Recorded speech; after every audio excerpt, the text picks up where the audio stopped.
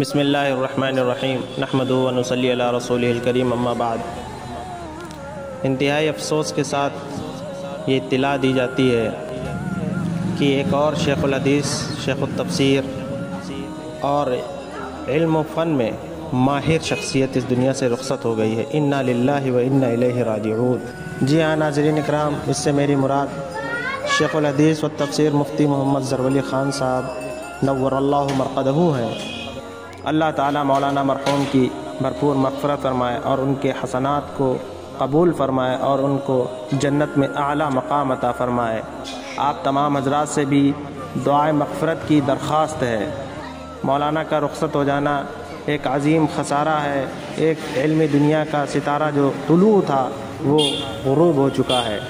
انشاءاللہ تعالیٰ اگر موقع ملا تو ایک تفصیلی گفتگو کی جائے گی مولانا کے زندگی کے اوپر اور مولانا کے علمی کمالات کے اوپر اور مولانا سے بندے کا جو تعلق رہا اس کے اوپر بھی گفتگو کی جائے گی۔